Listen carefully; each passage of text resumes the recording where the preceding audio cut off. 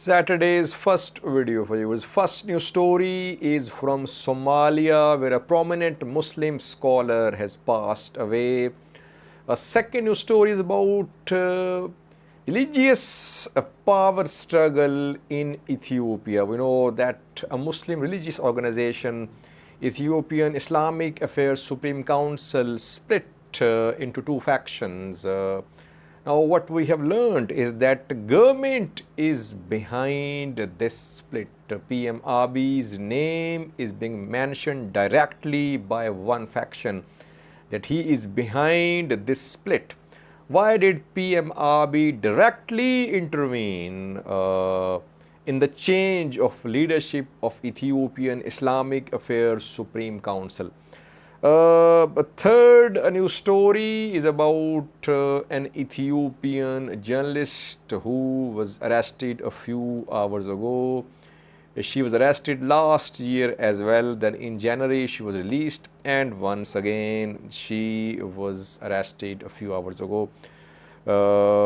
And fourthly, we have a news story about Ginbot 20, which is Ethiopian national holiday today, 20th of May, Ethiopian calendar, and 28th of May is celebrated as a day of the victory of democratic forces. That on this day in 1991, Mengistu Haile Mariam's government was overthrown. He was removed from power. Tigray government issued a statement regarding Ginbot 20 a few hours ago. Ethiopian government is silent. We have not seen any statement, any message of congratulation from Ethiopian PM or president. Instead, we have seen a statement from a Russian president. Russian embassy shared a congratulatory message with the Ethiopian president, prime minister, on this day. But Ethiopian PM and president are silent. What is Tigray government saying in its message? And lastly, viewers, Eritrean Information Ministry a few hours ago issued a statement about Tigray People's Liberation Front at TPLF. A detailed statement. Eritrean government claims that Tigray People's Liberation Front is making preparations for third phase of conflict. And it has shared background to the ongoing conflict in Ethiopia as well. We'll have a detailed look at the statement released by Eritrean Information Ministry. Firstly, let's start with a story from Somalia, where a prominent religious scholar, Muslim scholar, has passed away. Sheikh Ali Warsame is the name of the religious scholar. He founded an organization in the 1980s by the name of Al-Ittihad Al-Islam. And after that, we saw formation of Al-Shabaab. But this scholar opposed Al-Shabaab. He condemned Al-Shabaab, and he was a Salafi, a sect in Islam. He continued peaceful preaching, and later he joined a Salafi peaceful organization by the name of Al-Ittisam bil Kitab wal Sunnah. So his start was with an organization which was linked to some jihadist activities, but later he turned to peaceful struggle, peaceful preaching, and for years he has been preaching peacefully. He has passed away. Condolences to his family. Rest in peace, Sheikh Ali Warsame. Second news story is about religious power struggle in Ethiopia, where government is also intervening. Ethiopian Islamic Affairs Supreme Council is top Muslim organization in Ethiopia. and it was being led by Haji Umar Idris. Haji Umar Idris is from Wollo, Amhara region. But 2 days ago, General Assembly of this organization was held in Sheraton Hotel, Addis Ababa. Haji Umar Idris was removed, and Haji Ibrahim Tofa was selected as the president, interim president of this organization. Haji Ibrahim Tofa is from Oromia. So, leadership of this organization has been transferred from Amhara region to Oromia region. Haji Umar Idris has rejected this change. He is still in control of this organization's head office in Addis Ababa.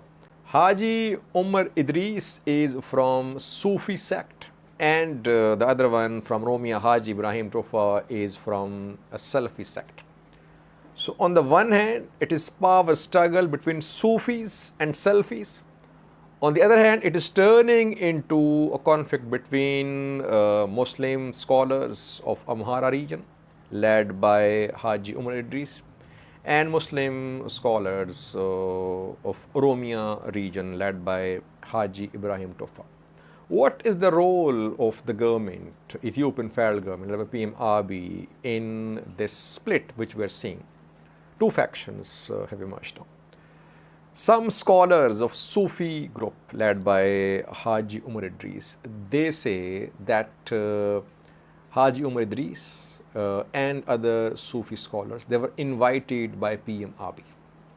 And PM Abiy told these scholars that they should step back. New leadership should be accepted by Haji Umar Idris. But Haji Umar Idris refused. So, government, it is being said, is trying to transfer the leadership of Islamic Affairs Supreme Council from Amhara region to Oromia region.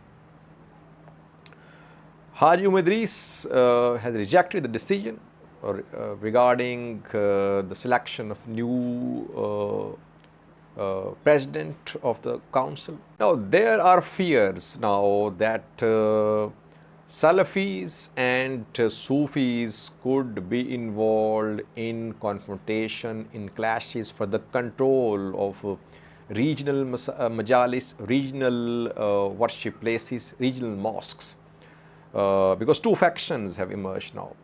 Salafis, they have taken control of several regional units, offices of this organization.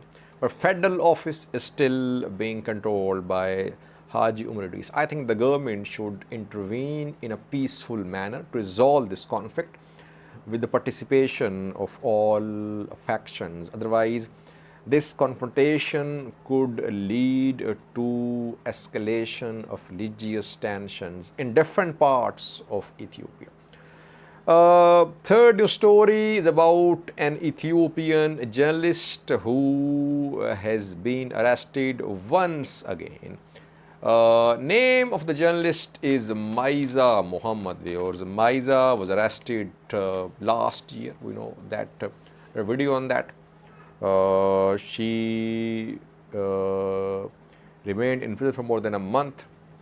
Then at the start of this year, in January, on the 18th of January, she was released. So she remained in custody, but she was not taken to any court. So no charges were submitted against her at any court. She works with Roha TV. She worked for Abiy Media in the past as well. She has been arrested from a house of one of her co-workers. Her husband has confirmed that she has been detained by government security forces. So 18 journalists have been detained so far this month alone. And Human Rights Commission of Ethiopia today released a statement. The commission says that journalists cannot be arrested in pre-trial phase. Ethiopian law is very clear that journalists, in connection with their journalistic offenses, if they have committed, they cannot be arrested in pre-trial phase. But these detentions are being seen in pre-trial phase, no trial, no charges, and before that, journalists are being arrested. So far, no one knows about her whereabouts, where is she, but in coming hours, she could be taken to a court, as we saw in the case of two other journalists arrested yesterday. Fourthly, viewers, very important news stories about Ginbot 20, Ethiopian National Day. It is celebrated as the National Day in Ethiopia. The day marks the downfall of Mengistu Haile Mariam's government in 1991, when EPLF, TPLF, other groups through an armed resistance, armed struggle, removed Mengistu Haile Mariam's government. And it is seen as a day of victory of democratic forces. Tigray government has released a statement. Before that, so far, no statement from Ethiopian federal government, Ethiopian PM, Ethiopian president about this day of celebration. We are seeing a statement from Russia. Russian embassy in Ethiopia shared a congratulatory message with the President and Prime Minister of Ethiopia from Vladimir Putin, Russian president. But Ethiopian government has not congratulated its people on this day. Why?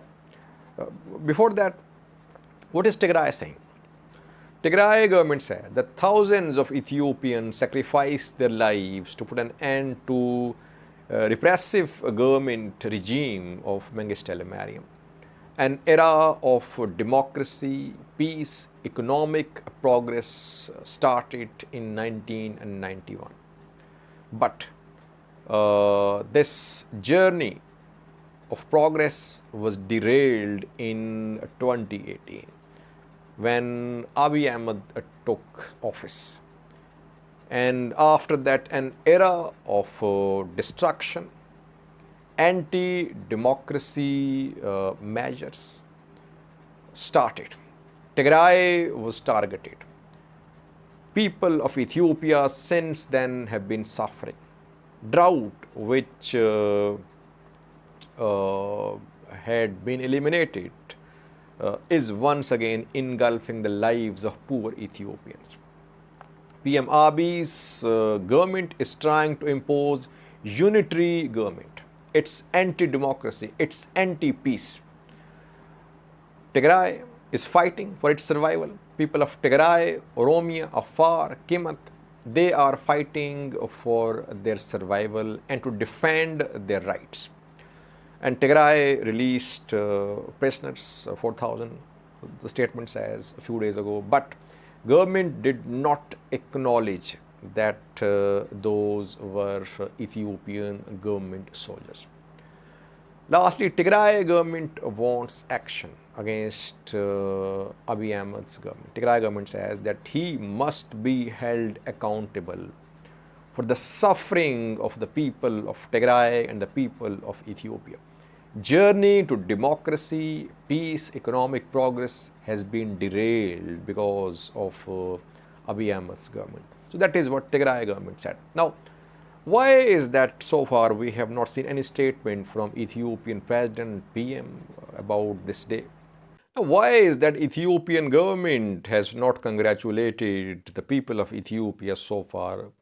No statement from the President or the Prime Minister. Is it because this day marks the victory of mainly TPLF against Mengistu Haile Mariam's government? That is why.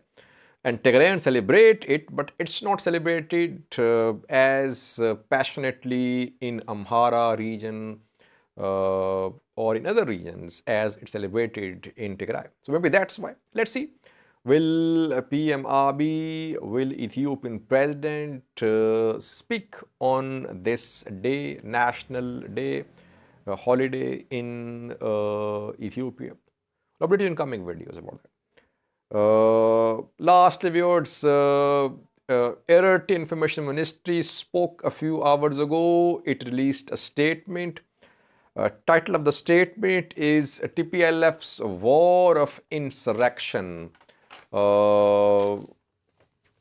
Eritrean Information Ministry claims that Tigray is planning third phase of war. Saber rattling is being seen, and Tigray is busy making preparations. The statement starts with a claim that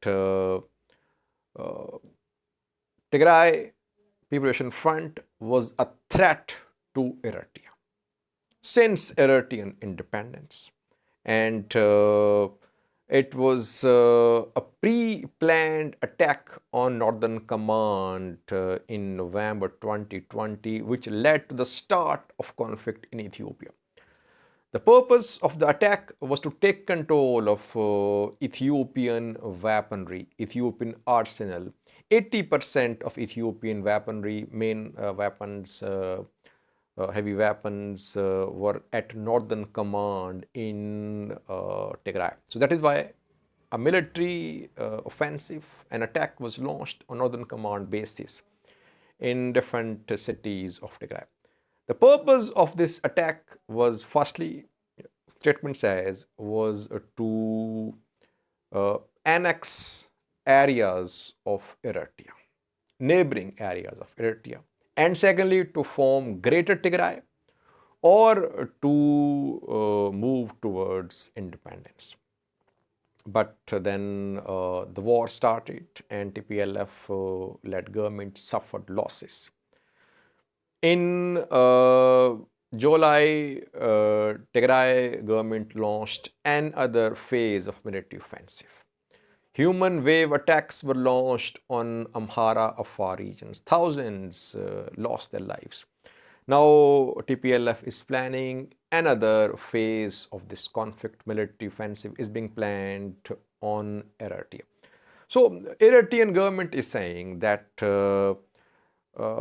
TPLF is a threat to Eritrean survival. Foreign powers are backing TPLF. They want to resuscitate, they want to reinstate TPLF. They want TPLF to lead Ethiopia once again. But Eritrea will keep on fighting because it's a matter of survival for Eritrea.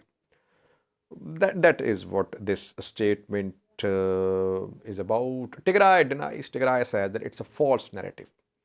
2 days ago, Tigray spoke. Tigray says that Eritrea is trying to play victim.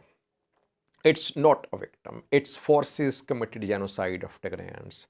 Its forces unprovoked launched military campaign against Tigrayans, and thousands of Tigrayans, they lost their lives. Women were raped.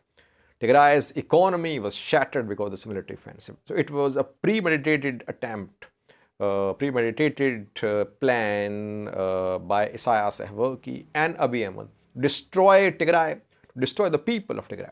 You see that both sides have conflicting positions about the ongoing conflict in Tigray, in northern part of Ethiopia. Thanks for watching.